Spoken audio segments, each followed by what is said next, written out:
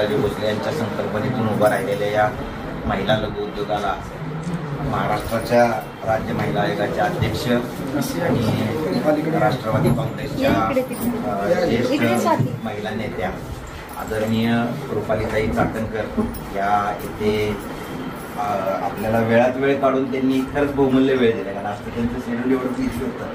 सकाळपासून त्या मला वाटतं जेवल्यात का नाही हे मला माहीत नाही, पण प्रचंड काम सकाळपासून त्या आज इथे करत होत्या. महिला आयोग आपल्या दारी हा उपक्रम त्यांनी इथे घेतला. त्याबद्दल सर्वप्रथम मी आदरणीय खासदार श्रीमंत छत्रपती उदयनराजे भोसले यांच्या वतीने आज त्यांचं आपल्या सातारा जिल्ह्यात आगमन झालेलं आणि वारंवार ताई तुम्ही सातारा जिल्ह्यात यावं ही आमची विनंती करत आहे. कारण तुमच्या माध्यमातून बरेच प्रश्न सुटतात. त्याचा एक रिझल्ट पण आलाय. ते आले स्वतः पेढी घेऊन येतो तुम्हाला द्यायला.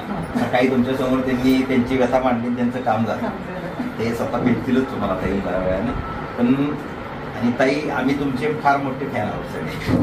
मी तर तुम्हाला खूप फॉलो करत असतो. इन्स्टाला पण माझ्यासारखे कमेंट असतो तुम्हाला.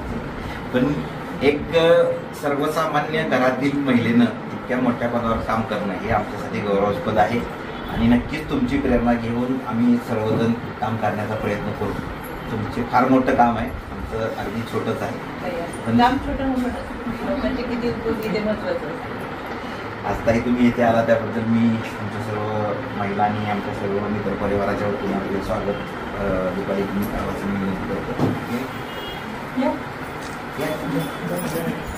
तुमचं बाहेर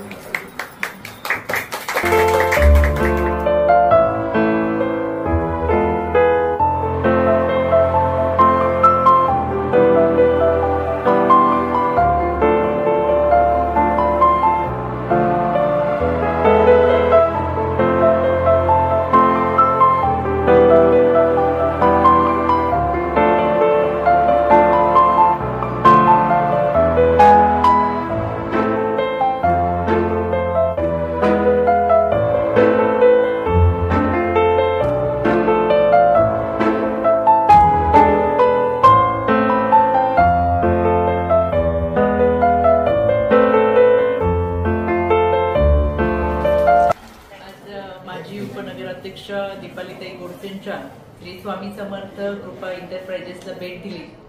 खऱ्या अर्थानं महिला सबलीकरण सक्षमीकरण हे शब्द बोथट ठरतात जोपर्यंत ते प्रत्यक्षात येत नाही.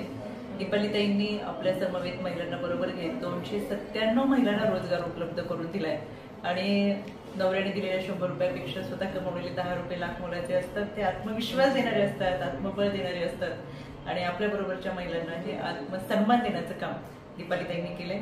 297 पासूनचा आकडा 2000 पर्यंत जाओ ही माझी त्यांना मनापासून शुभेच्छा आणि दीपालीताई तुमच्या या कार्याला माझ्या राज्य महिला आयोगाच्या वतीने मला